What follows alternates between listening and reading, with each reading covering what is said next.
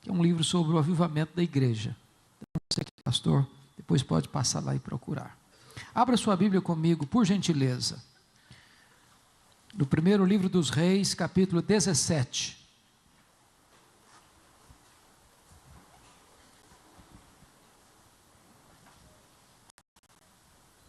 Primeiro livro dos Reis, capítulo 17.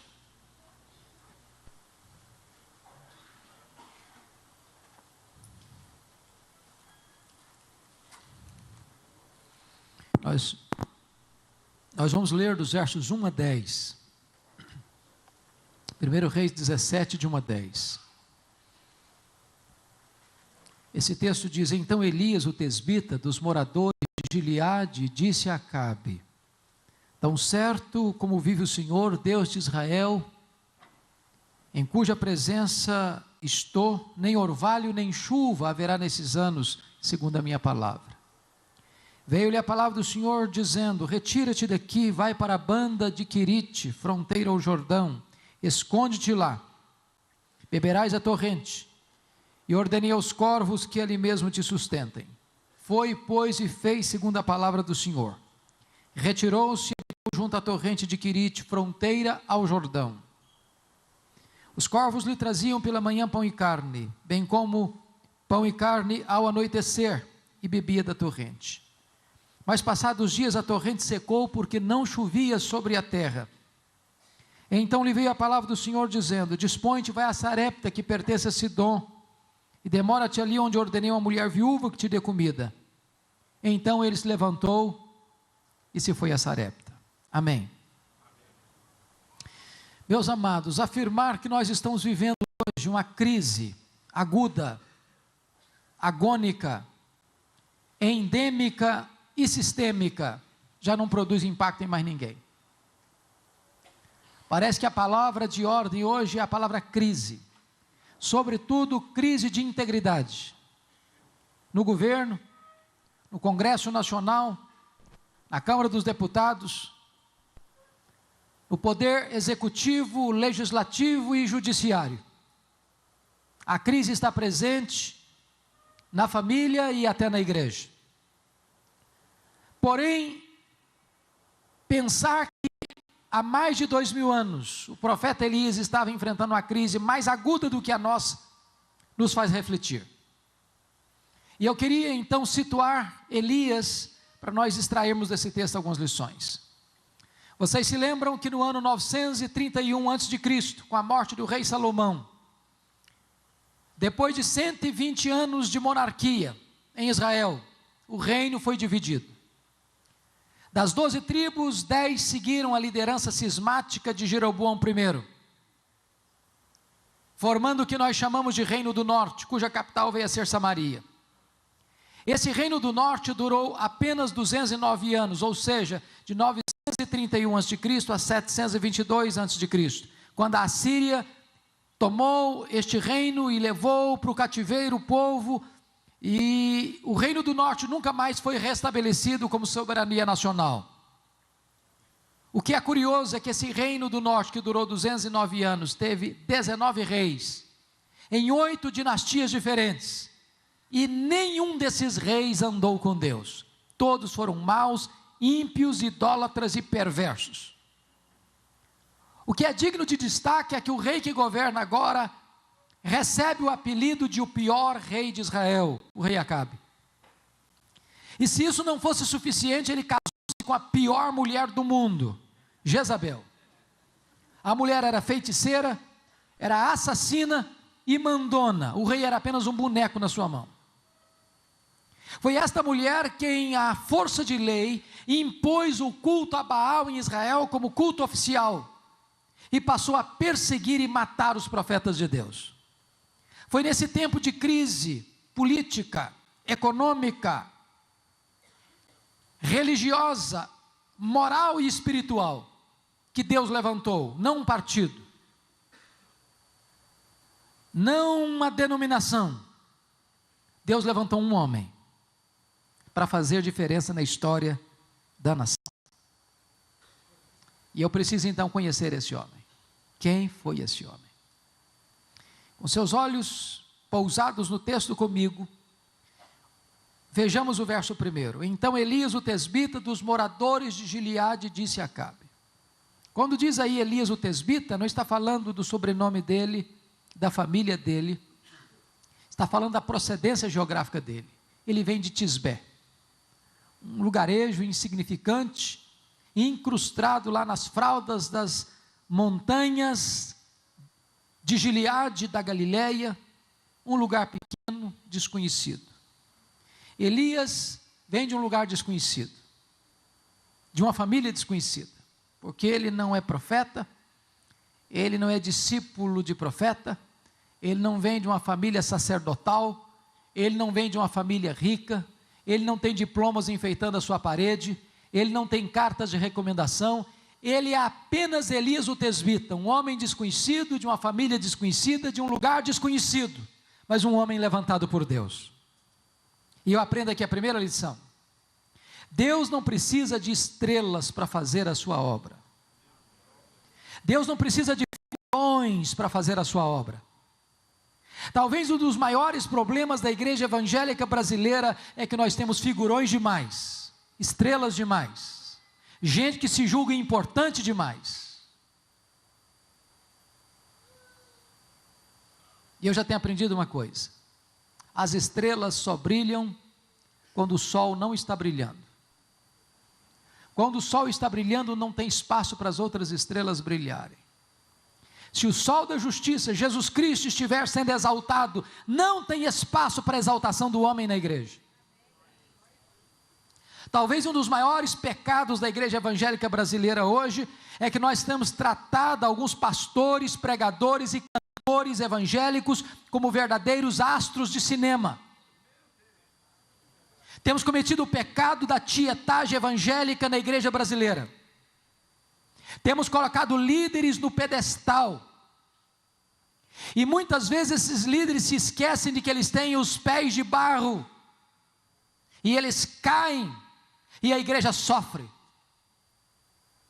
Não há nada que Deus abomine mais do que o culto à personalidade, do que colocar homens em destaque. Na igreja de Deus, todos nós estamos nivelados no mesmo patamar, somos todos servos. Paulo denuncia essa tendência do culto à personalidade na igreja quando ele escreve a sua primeira carta aos Coríntios. A igreja estava dividida em grupos. Tinha o grupo de Paulo, tinha o grupo de Cefas, tinha o grupo de Apolo, tinha o grupo de Cristo. Era uma igreja pluripartidária. Havia lá o PLP, Partido Liberal de Paulo. Eram os fundadores da igreja. Tem gente que tem síndrome de dono de igreja. Tinha lá o PCP, Partido Conservador de Pedro, talvez aqueles mais ligados ao judaísmo, mais à lei de Moisés, e eles se achavam os mais crentes da igreja. Tinha lá o PFA, Partido Filosófico de Apolo. O camarada era um grande orador, camarada grego, lá de mentalidade grega, lá de Alexandria do Egito. Era um camarada que falava bonito, tinha eloquência. E tinha talvez o grupo que se julgava o mais espiritual da igreja, o PCJ, Partido Cristão de Jesus. Aí Paulo põe o machado da verdade na tendência desta tolice chamada culto à personalidade e pergunta: mas quem é Paulo? Quem é Apolo? Apenas servos por meio de quem vocês creram. Eu plantei, Apolo regou, mas o crescimento vem de Deus, de tal maneira que nem o que planta, nem o que rega é coisa nenhuma, mas Deus que dá o crescimento. Irmãos, nós temos tratado determinados pregadores hoje de maneira tão esquisita. Eu conheço pregador, por exemplo, igual político, sem desmerecer os políticos, mas via de regra um político, num encontro, ele chega sempre depois que começa e sai antes de terminar, que ele é o centro das atenções, deve ficar debaixo dos holofotes. Eu conheço pregador que quando ele chega na igreja, ele chega com segurança, e à medida que ele vai entrando, o povo fica de pé, e as luzes vão acendendo em cima dele. Eu conheço pregador que prega em púlpito blindado, Há pouco tempo, eu convidei um cidadão para pregar e não consegui falar com ele, porque ele estava blindado. Quando eu consegui falar com a secretária, disse: eu gostaria de convidar o fulano de tal para pregar. A secretária dizia: ele não prega mais em igrejas, mais não, ele só prega em grandes encontros. Aí eu disse para a secretária: então o seu pastor é mais importante do que Jesus, e mais importante que o apóstolo Paulo, porque pelo que me consta, Jesus pregou o seu melhor sermão para uma pessoa só. Paulo pregava publicamente e também de casa em casa. Nós estamos hoje vivendo a realidade de pastores e cantores que só vão pregar diante de altos cachês. Estamos comercializando o sagrado. Há poucos dias um colega meu dos Estados Unidos ligou para um cantor aqui no Brasil, e sem desmerecer nenhum cantor, eu os amo e admiro o trabalho deles. Mas o irmão já respondeu no telefone: aleluia, irmão. Falei: aleluia. Eu estou querendo te convidar para vir cantar aqui na igreja. Falei: uma condição, eu vou sim, mas eu quero 2 passagens de primeira classe, quero um hotel 5 estrelas, quero um carro à minha disposição, e quero $10 mil depositados antecipadamente na minha conta. Aí o pastor, coitado, ficou embaraçado e disse: meu irmão, eu tenho algumas dificuldades. Primeiro, que não tem hotel 5 estrelas na cidade que eu estou. Segundo, que eu não tenho $10 mil para botar na sua conta. E terceiro, que eu já perdi a vontade de convidar também.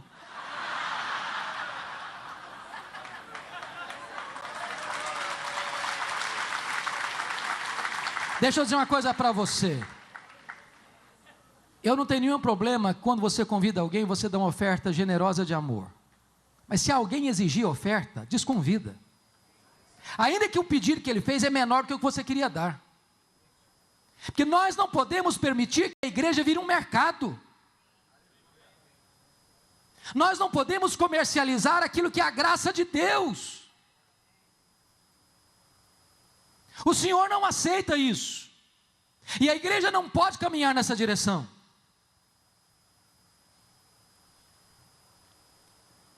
Veja comigo ainda o verso 1. Elias disse para Acabe: tão certo como vive o Senhor, em cuja presença estou, nem orvalho nem chuva haverá nesses anos, segundo a minha palavra. E você pergunta: mas por que tamanha certeza ou ousadia de Elias? O texto não responde. Mas a resposta está em Tiago 5,17, quando está escrito lá: Elias orou com instância para não chover, e não choveu. Segunda lição que eu aprendo: só pode se levantar diante dos homens quem primeiro se prostra diante de Deus. Elias só se levantou diante do rei porque primeiro se prostrou diante do Rei dos Reis. Talvez aqui está uma das maiores tragédias que abate a igreja brasileira, é que nós separamos academia de piedade. Nós separamos pregação de oração. Nós temos verdadeiros gigantes do saber no púlpito, mas verdadeiros nanicos de oração. Gente que tem luz na cabeça, mas não tem fogo no coração. Gente que tem fome de livro, mas não tem fome de Deus. Gente que conhece muito a respeito de Deus, mas não conhece a intimidade de Deus. E amados irmãos, se Deus não tocar o nosso coração para nos humilhar e nos quebrantar e nos levar aos joelhos, nós teremos ministérios brilhantes do ponto de vista da intelectualidade, mas secos, áridos e infrutíferos, porque o poder pertence a Deus, e Deus reveste um povo que se humilha debaixo da sua poderosa mão. Mas veja comigo, que no verso 2 e 3 há uma transição radical na vida de Elias, muito radical. Eu diria para você que é até mesmo um anticlímax, porque o homem que saiu do anonimato e começa o ministério pregando para o rei, e muitos de nós passam o ministério inteiro sem pregar para rei nenhum. Elias começa o ministério dele já no palácio. Deus tira o Elias dos holofotes, das luzes da ribalta, e leva o Elias agora para um deserto, para se esconder. Parece não fazer sentido. Parece não fazer sentido. Mas por que Deus faz isso? Eu quero dizer para você uma coisa nesta manhã. O deserto não é um acidente de percurso. O deserto é uma agenda de Deus na sua vida. É Deus quem matricula você na escola do deserto. O deserto é a escola superior do Espírito Santo, onde Deus treina os seus líderes mais importantes. Sabe por que Deus matricula você na escola do deserto? Porque Deus quer primeiro trabalhar em você, para depois trabalhar através de você. Em outras palavras, Deus está mais interessado em quem você é, do que no que você faz. Vida precede ministério. Eu vou dizer para você que a maior prioridade da sua vida não é fazer a obra de Deus, não é. A maior prioridade da sua vida é conhecer o Deus da obra. Quando Jesus chamou os apóstolos, não os chamou prioritariamente para pregar, chamou-os para estarem com Ele, e só depois os enviou a pregar. Vida com Deus precede trabalho para Deus. Mas na escola do deserto você precisa aprender uma outra lição. Na escola do deserto você precisa depender do provedor mais do que da provisão. Notem que lá nesse deserto Elias tinha que se abastecer da fonte, beber da fonte, e Deus mandou garçons voadores para levar comida para ele. Mas olhe comigo o verso 7. Mas passado dias, a torrente secou, porque não chovia sobre a terra.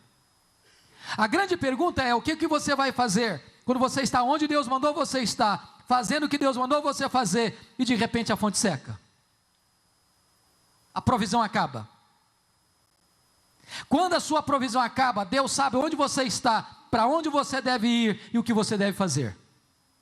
A sua provisão acabou, mas a de Deus não. A sua despensa está vazia, mas os celeiros de Deus estão cheios. A sua fonte secou, mas os mananciais de Deus continuam jorrando. Deus está levando você a entender que nessas horas você tem que depender mais do provedor do que da provisão. Me permitam, por favor, ilustrar isso com uma experiência pessoal. No ano 2000, eu fui para os Estados Unidos com a minha família para fazer um curso de doutorado na área de pregação. A igreja que eu pastoreio há 27 anos, a primeira igreja presbiteriana de Vitória, decidiu prover para mim um valor mensal de $2.300 para o nosso sustento. Eu fui com a intenção também de encontrar meia bolsa. Obviamente, desses 2.300 eu tinha algo a deduzir. Primeiro, que pastor é dizimista. Muito embora tem muita gente falando contra o dízimo, mas o dízimo é bíblico. E pressupõe que todo pastor seja dizimista. Então, desses 2.300 eu já deixava 230 na tesouraria da igreja. Recebia 2,70. Nós temos uma secretária que trabalha conosco há mais de 20 anos, e eu não achei justo deixá-la desamparada naquele tempo, continuei pagando o salário dela. O apartamento onde eu morava foi uma secretária, uma missionária para morar lá, com a responsabilidade de pagar o condomínio, mas ela teve que mudar da cidade, em 5 meses eu tive que pagar o condomínio. O certo é que dos 2.300 eu recebia líquido 1.300. Quando eu chego em Jackson, Mississippi, tive algumas surpresas. Primeiro, não achei bolsa de 1 centavo.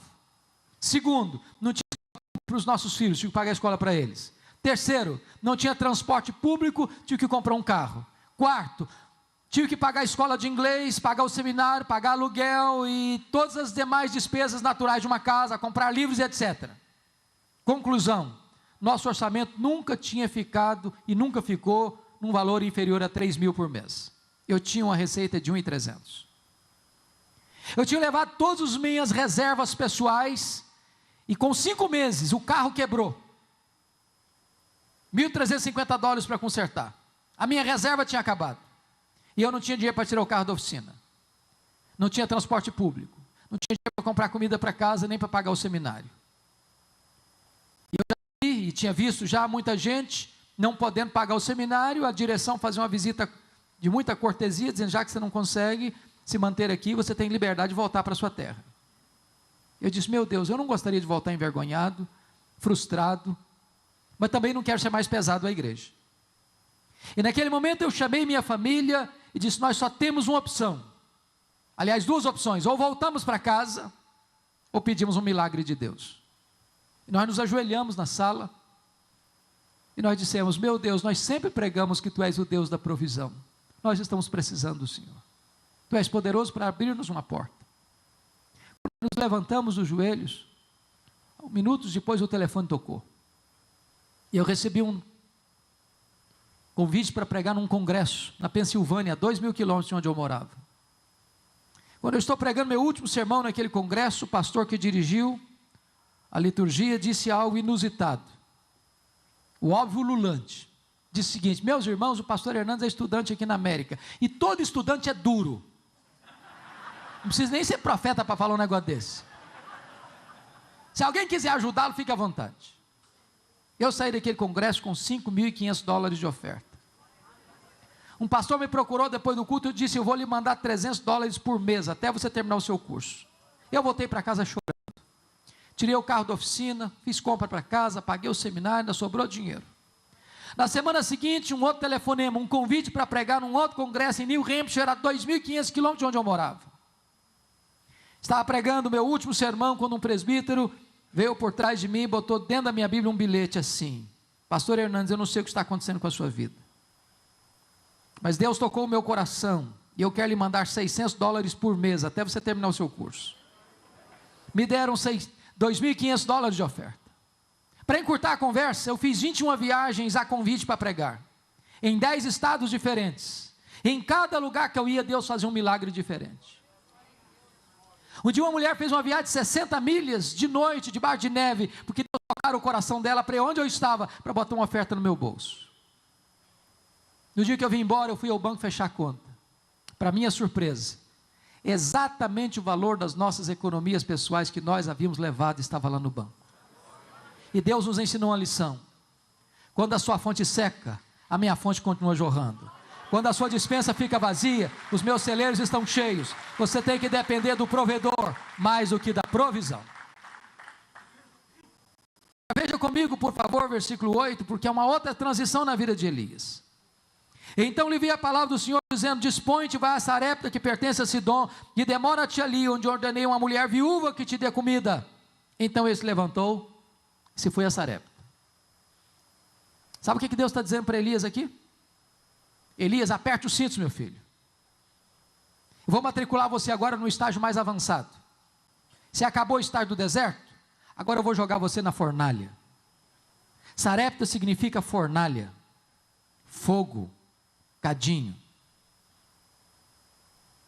Deus ainda está trabalhando em Elias para depois trabalhar através de Elias.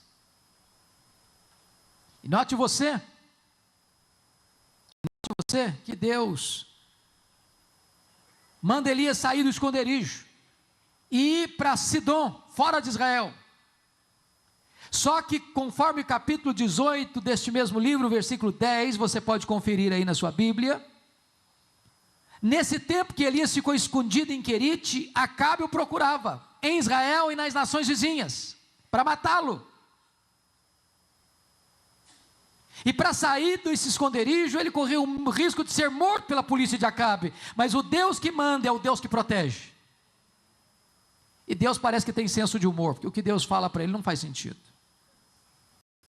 Fome na terra, e a seca atingindo Israel, atingia também os limites de Israel. E Deus diz: vai, porque lá eu ordenei uma mulher viúva que te dê comida. Se Deus dissesse o contrário, faria um pouco de sentido. Meu filho, chega de ficar descansando, chega de ficar escondido, vamos trabalhar um pouquinho agora. Eu vou te mandar para Sarepta para você cuidar de uma mulher viúva. Ele faria um pouquinho de sentido, ele teria um ministério. Mas Deus diz: vai, porque lá uma mulher viúva vai te sustentar. E ele sai de Querite para não morrer de sede e quase morre de fome em Sarepta, porque a viúva que vai dar comida para ele está morrendo de fome. É como se Deus dissesse para você: pode ir, meu filho, a porta vai estar aberta. E você chega lá, a porta está fechada. Pode ir, meu filho, que vai ter provisão. Você chega lá, não tem provisão. É que Deus ainda está trabalhando em você, para depois trabalhar através de você. Deus está ensinando você que você tem que depender não da provisão, mas do provedor. Aquela viúva conheceu a Deus na cozinha.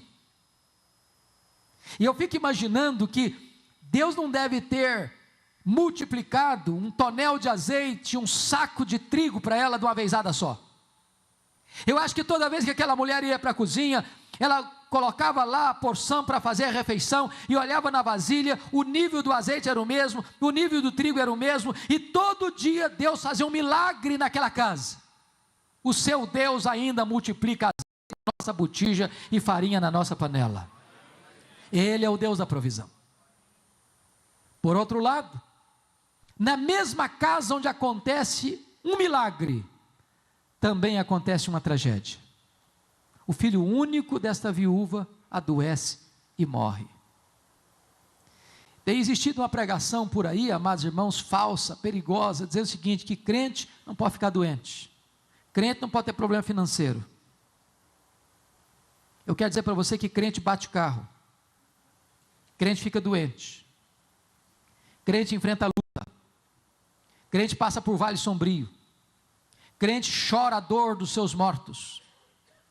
Ser crente não é ficar blindado das intempéries naturais da vida, não é uma colônia de férias, nem um parque de diversões. Jesus nunca nos prometeu ausência de dor, de angústia, de aflição. O que Ele nos prometeu é estar conosco e nos dar vitória no meio das lutas. O que é grave é que esta mulher bota a culpa em Elias. E você que é pastor e está aqui hoje, sabe de uma coisa. Há uma tendência no ser humano de transferir e projetar suas dores e buscar um culpado para os dramas que enfrenta. Se um filho se divorcia, o culpado é o pastor. Se alguém enfrentou um problema financeiro, o culpado é o pastor. E o grande drama aqui é o seguinte, que talvez nada machuque mais o coração de um líder do que ser acusado daquilo que ele não deve. Talvez a tendência nossa é sermos valentes em nos defendermos. Eu conheço pastor que chega a dizer o seguinte, é melhor passar por cima do meu cadáver do que passar por cima dos meus direitos. O que me impressiona é que Elias não se defendeu, mesmo estando coberto de razão. Talvez aprendendo um princípio que Jesus ensinou mais tarde, não se esmaga a cana quebrada, nem apaga a torcida que fumega. Tripudiar sobre quem já está machucado e ferido não faz sentido. A única palavra que Elias diz para aquela viúva foi esta, transfira para os meus braços a sua dor, me dê seu filho morto aqui.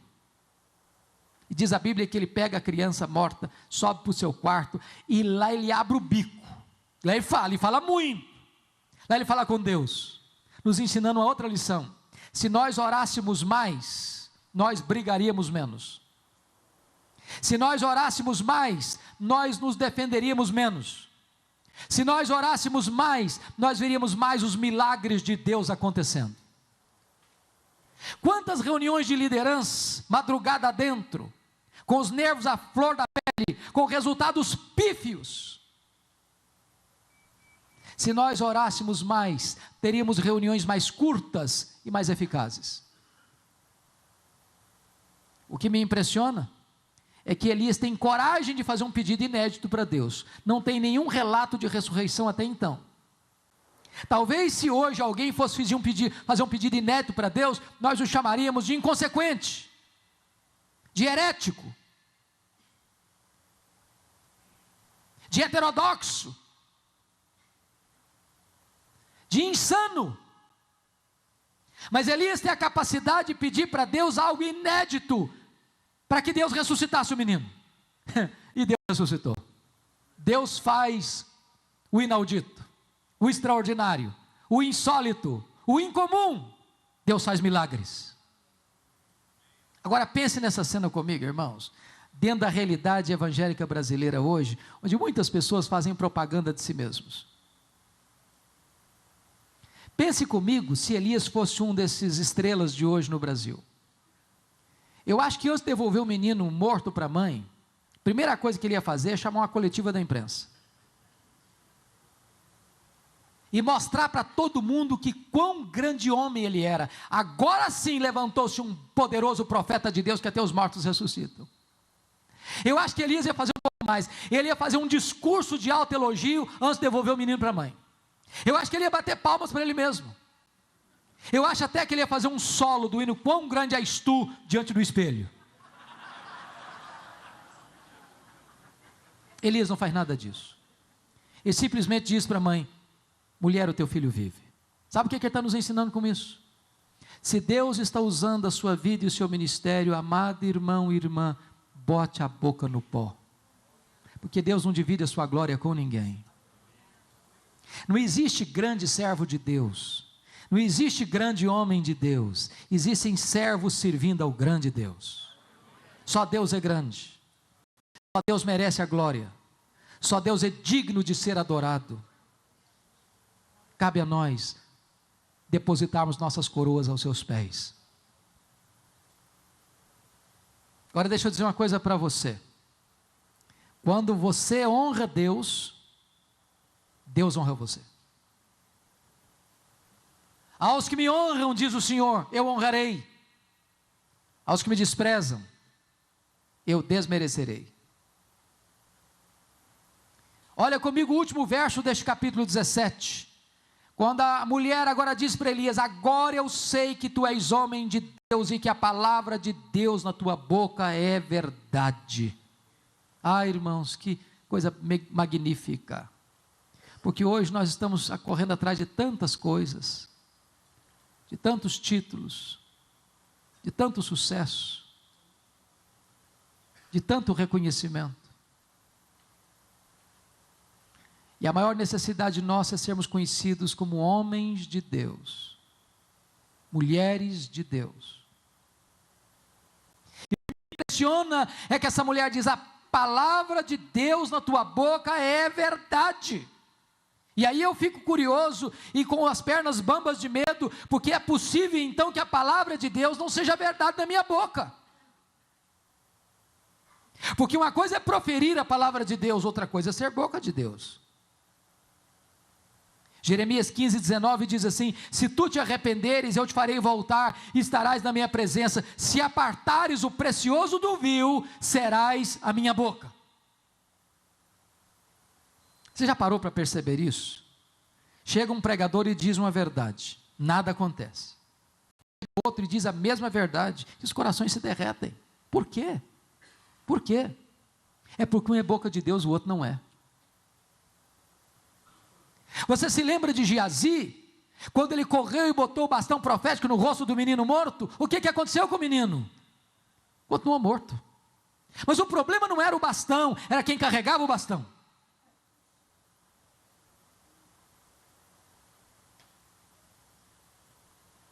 Amados irmãos,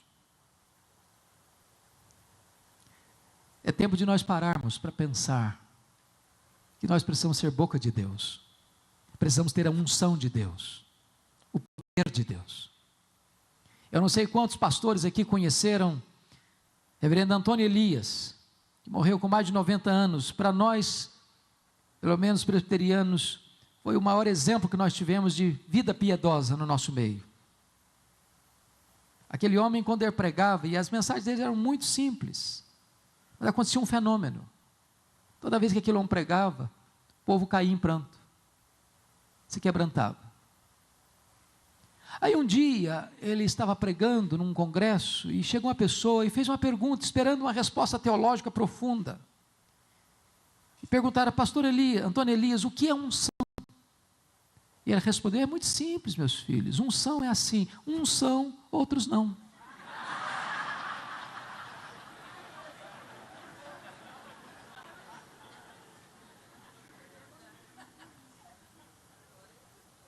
Você é boca de Deus?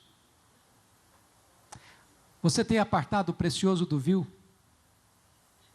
Você tem abastecido a sua alma na fonte?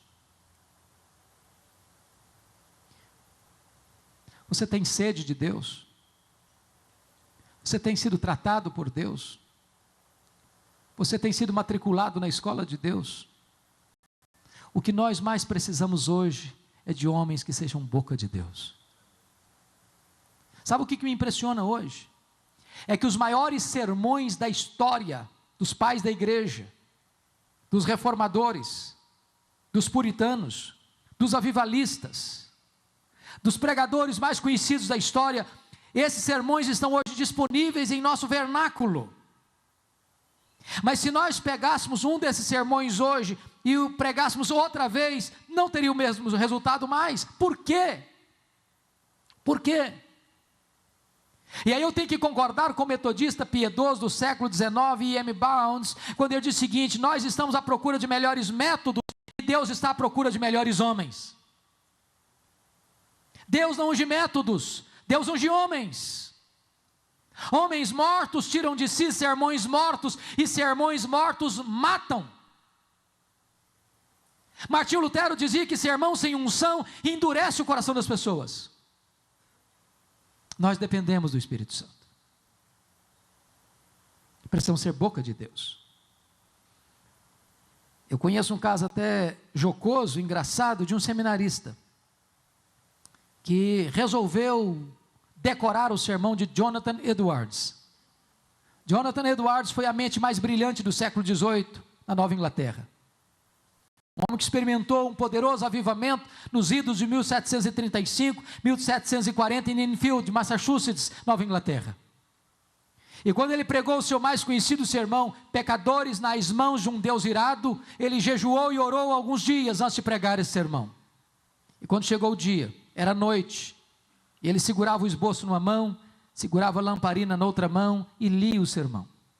Na medida que ele lia o sermão, o seu auditório foi tomado de convicção de pecado e começou a chorar, se humilhar, se quebrantar. Pessoas se agarravam nas pilastras do templo e choravam copiosamente. Quando ele terminou o seu sermão, o auditório estava caído, prostrado em lágrimas, e houve mais de 500 conversões naquela noite. O seminarista pegou o sermão, decorou palavra por palavra, frase por frase, sentença por sentença, e chegou na sua igreja e pregou o sermão com toda veemência, e o seu auditório também caiu, mas no sono. O sermão era literalmente o mesmo, mas quem pregava o sermão era outra pessoa. Deus não unge métodos, Deus unge homens.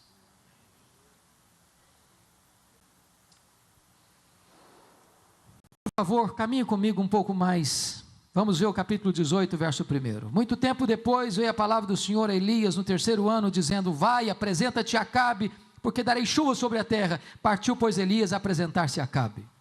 Sabe o que me impressiona? É que Deus preparou na escola da vida Elias durante 3 anos e meio, para usá-lo num único dia, aqui no Monte Carmelo.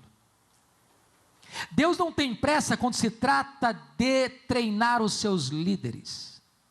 Nós estamos vivendo na época do fast food, nós estamos vivendo na época de propagandas assim: entre nessa escola e aprenda a falar inglês num mês. Faça um curso de 1 semana e seja eficaz. Não existe isso. Não existe isso. Não dá para pular estágios. Deus está trabalhando em você artesanalmente. Deus preparou Moisés 80 anos para usá-lo apenas 40. Deus preparou Elias 3 anos e meio para usá-lo num único dia. Jesus Cristo começou o seu ministério aos 30 anos, um ministério de 3. O tempo gasto em amolar o machado não é tempo perdido. Deus primeiro trabalha em você, então depois Deus trabalha através de você. E o que é curioso é que no Monte Carmelo, diz a Bíblia que Elias confronta o rei Acabe, chamando-o de perturbador de Israel, confronta o povo, dizendo: vocês estão em cima do muro, cocheando entre 2 pensamentos, e confronta os profetas de Baal, dizendo o seguinte: vamos fazer um desafio aqui, o Deus que responder por fogo, esse é o Deus verdadeiro. Como o povo gosta de espetáculo, ajuntou-se para ver a cena. E Elias mandou os profetas de Baal então fazer o sacrifício deles, e eles fizeram, e eles pediram, e eles gritaram, e eles se retalharam com faca, e Baal não pôde atendê-los, porque Baal é um ídolo morto. Então diz a Bíblia que Elias restaurou o altar do Senhor que estava em ruínas, colocou a oferta sobre o altar, mandou regar de água o altar, e talvez você pergunte: mas como pode ser isso? Tinha 3 anos e meio que não chovia, onde encontravam água numa montanha? É muito simples, é porque o Monte Carmelo está exatamente onde está o mar Mediterrâneo. Era só descer o monte, o mar Mediterrâneo estava embaixo. E depois que tudo estava pronto, Elias fez uma breve oração: agora manda fogo, Senhor. E o fogo caiu, e o povo caiu de joelhos gritando: só o Senhor é Deus, só o Senhor é Deus, só o Senhor é Deus.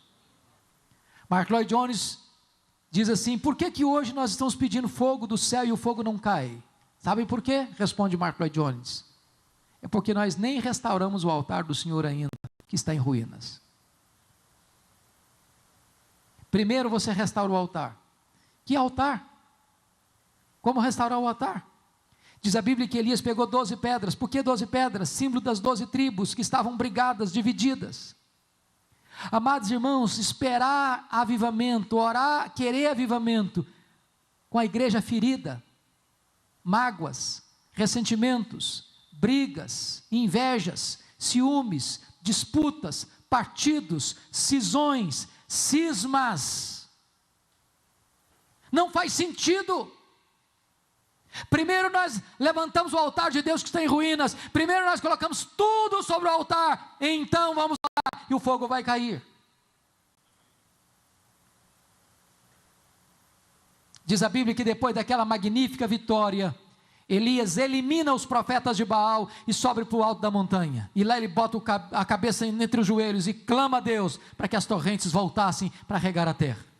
Eu não sei se você já parou para perguntar o seguinte, olha de novo o capítulo 18, verso 1 comigo. Muito tempo depois veio a palavra do Senhor a Elias, no 3º ano, dizendo: vai, apresenta-te a Acabe, porque darei chuva sobre a terra. O que me impressiona aqui é o seguinte, Deus não disse assim, vai, apresenta-te a Acabe, ore e eu darei chuva. Está escrito ore aí no versículo 1? Não. Por que Elias então subiu para o monte para orar?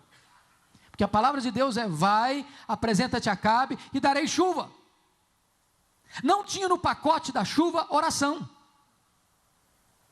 Por que Elias ora? A melhor explicação que eu tenho para esse texto até hoje, se você tiver uma melhor, me ajude, é que esse texto está mostrando para nós que a soberania de Deus não anula a responsabilidade humana. Da chuva, só Deus pode dar, mas orar para chover é responsabilidade nossa.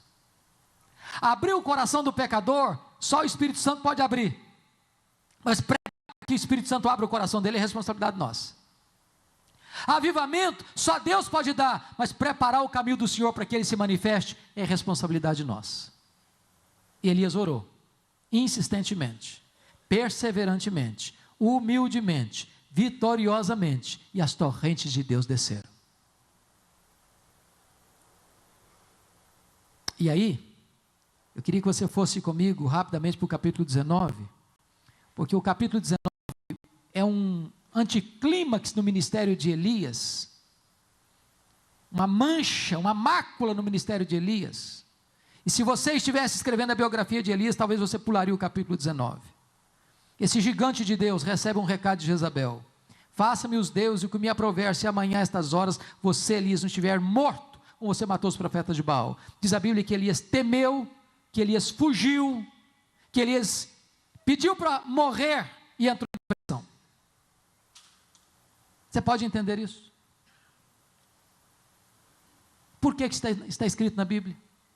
Talvez para nos ensinar uma grande lição, e a lição é essa: todo líder tem os pés de barro. Você pode repetir essa frase comigo? Todo líder tem os pés de barro. Este homem, gigante de Deus, que orou e o céu se fechou, esse gigante de Deus que orou e Deus multiplicou azeite e farinha, esse gigante de Deus que orou e o morto ressuscitou, esse gigante de Deus que orou e o fogo caiu, esse gigante de Deus que orou e as chuvas desceram, agora está com medo, está fugindo, querendo morrer, depressivo. E eu queria tocar nesse assunto hoje, irmãos, porque não tem nenhum assunto mais complexo e talvez mais mal entendido na igreja evangélica do que o problema da depressão. Eu tive muita angústia na minha alma de lidar com esse tema e resolvi escrever um livro, Suicídio, Causas, Mito e Prevenção. E vocês sabem de um fato: há mais suicídios no mundo do que assassinatos. Para cada suicídio que é proclamado na imprensa, tem 10 que não são ditos. A principal causa de suicídio é a depressão. E muita gente olha para a depressão de maneira equivocada na igreja evangélica, talvez por duas influências. Primeiro, de um pregador neopentecostal, conhecido de todos vocês, chamado T.L. Osborne, que faz cruzadas no mundo inteiro para milhões de pessoas. T.L. Osborne diz que depressão é demônio. Aí quando a pessoa está deprimida, diz: você está com demônio. Aí bota mais uma tonelada de culpa nas costas dela. A outra influência para mim vem de um escritor reformado, calvinista, chamado Jay Adams, que diz o seguinte, que depressão é pecado. Aí se tem alguém enfrentando a depressão, diz: não está em pecado. E tem muita gente dentro das nossas igrejas que sofre calada, porque diz que não, você está em pecado, não tem demônio, ou você não tem fé, você é um fraco espiritual, é por isso que você está passando por isso. E eu vou dizer para vocês o seguinte: tem muitos crentes, irmãos nossos, se matando, chegando ao suicídio, por não entender que depressão é uma doença, que precisa ser tratada convenientemente, com remédio, com terapia e com fé. Será que depressão pode ter a ver com demônio? Pode. Você que é pastor e lida com gente que veio da feitiçaria, sabe que tem muita gente deprimida por causa disso. Será que depressão tem a ver com pecado? Pode ter também. Se você ler o Salmo 38, 32 e 51 de Davi, você vai ver que ele estava deprimido porque guardou o pecado no coração. Mas a pergunta é: um crente cheio do Espírito Santo pode enfrentar a depressão? E a resposta é: pode. Pode. Eu estava pregando num congresso em Belo Horizonte, falando sobre depressão, e quando eu fiz essa afirmação que um crente cheio do Espírito Santo pode ter depressão, levantou uma moça brava no auditório. E ela levantou o dedo e disse: pastor, o que o senhor está falando é um absurdo. Como é que um crente cheio do Espírito Santo pode ter depressão? Eu olhei para ela e disse: minha filha, como é que um crente cheio do Espírito Santo pode ter miopia e precisar usar óculos? Como é que um crente cheio do Espírito Santo pode entupir uma veia do coração e precisar fazer uma ponte safena? Como é que um crente cheio do Espírito Santo pode ter um câncer? Por que que a gente pensa que daqui para cima é uma coisa, daqui para baixo é outra? Eu gostaria de lhe dar 3 títulos para você estudar sobre esse assunto. Primeiro, um título secular: O Demônio do Meio-Dia, de Andrew Solomon. Todo pastor devia ler esse livro. O Demônio do Meio-Dia, de Andrew Solomon. É a melhor obra em português sobre depressão. Agora, um livro evangélico: O Sorriso Escondido de Deus, de John Piper. John Piper fala sobre 3 grandes líderes evangélicos no mundo que tinham depressão severas: David Brainerd, John Bunyan e William Cowper. David Brainerd foi o mais importante missionário do século XVIII, que trabalhou entre os índios peles vermelhas, um moço que morreu com 29 anos, que experimentou um avivamento entre os índios antropófagos. Ele era um homem tão crente, tão piedoso, que quando os índios caçavam para matá-lo e comê-lo, ao verem-no prostrado diante de Deus em lágrimas orando por eles, se quebrantavam, se convertiam, e um avivamento chegou naquelas selvas americanas. Ele era noivo da filha de Jonathan Edwards. Quando ele morreu, antes de se casar, Edwards pegou os dados do diário dele, as anotações do diário dele, e escreveu o Diário de David Brainerd, publicado pela editora Fiel. Certa feita perguntaram para John Wesley: John Wesley, qual o melhor livro no mundo para se ler depois da Bíblia? Wesley respondeu: leia o Diário de David Brainerd. Esse homem tinha depressões crudelíssimas, homem de Deus. John Bunyan, todos vocês conhecem, pastor, pregador batista. Depois de perder sua mãe, de passar por muitas lutas e provas, foi preso por pregar a palavra de Deus em praça pública. A sua filhinha primogênita era cega e ele passou 14 anos na cadeia. Diziam para ele: se você parar de pregar em praça pública, nós soltamos você. Ele disse: se vocês me soltarem, amanhã eu estou na praça de novo pregando. Nas depressões amargas, completamente difíceis na prisão, ele escreveu o livro mais lido no mundo depois da Bíblia, O Peregrino. William Cowper era um compositor evangélico da Inglaterra, escreveu centenas de hinos, e ele tinha depressão tão severa que ele tentou se matar várias vezes. Se não for alguém monitorando-o, ele teria tirado a sua vida. E dele é a famosa frase: por trás de cada experiência carrancuda, esconde-se uma face sorridente.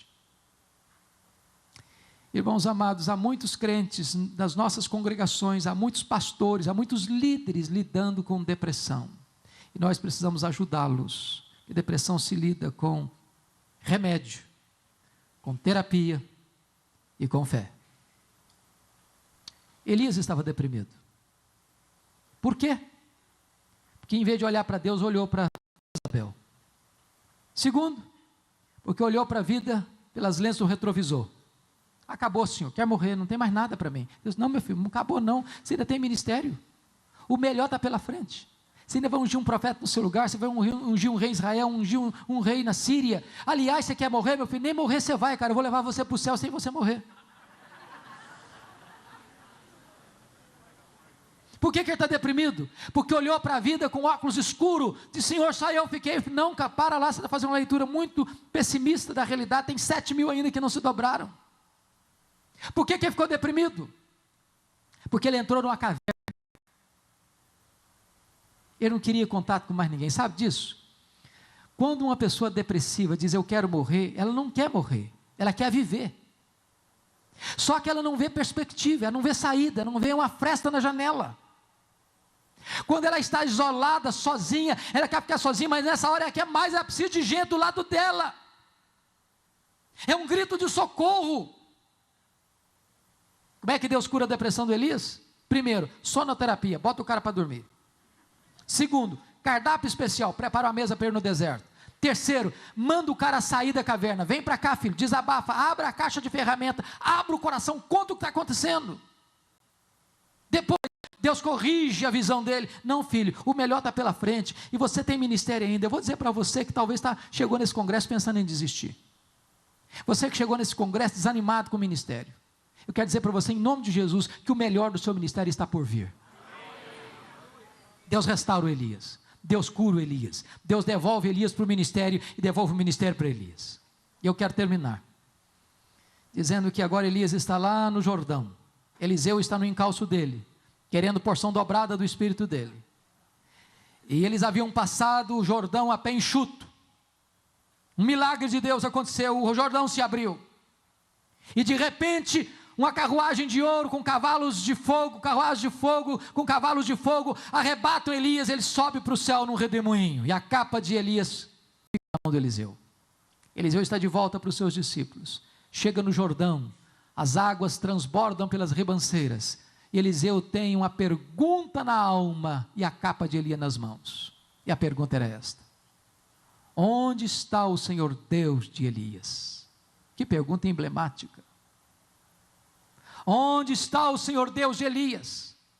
Em outras palavras, será que Deus só fez milagres ontem, ou Deus faz milagres ainda hoje? Será que Deus só agiu no passado, ou Deus ainda age no presente? Porque talvez essa é a nossa angústia, irmãos. Às vezes nós pregamos um evangelho de coisas que aconteceram, nós só voltamos para a história, para o passado, mas onde está o Deus do presente? É a angústia de Marta. Jesus chegou na aldeia de Betânia, e ela foi logo dizendo para Jesus, se tu estiveras aqui, o meu irmão não teria morrido. Conjugou o verbo no passado. Jesus diz, não Marta, o teu irmão há de ressurgir. Ela diz, eu sei que vai ressurgir no último dia. Conjugou o verbo no futuro. Jesus diz, não Marta, eu não fui, eu não serei, eu sou a ressurreição e a vida, eu sou o Deus que age agora. Onde está o Senhor Deus de Elias? Diz a Bíblia que Eliseu pega a capa de Elias e fere as águas do Jordão, e o rio se abre de novo. O Deus de Elias é o Deus de Eliseu. O Deus de Elias é o seu Deus, é o meu Deus, é o nosso Deus, é o Deus da igreja. Mas a grande pergunta nesta noite, nesta manhã, talvez não seja, onde está o Deus de Elias? A pergunta hoje é outra: onde estão os Elias de Deus? Onde estão os Elias de Deus? Eles estão aqui. Você é um Elias de Deus. Estamos vivendo um tempo de crise na nação, de crise na igreja, e Deus é poderoso para levantar novos Elias, gente simples como você e eu, gente que, se colocando nas mãos de Deus, pode ser instrumento de Deus. Você quer ser um Elias de Deus? Vamos orar juntos. Se você tiver a liberdade de vir aqui à frente, vamos orar juntos mais uma vez, em nome de Jesus.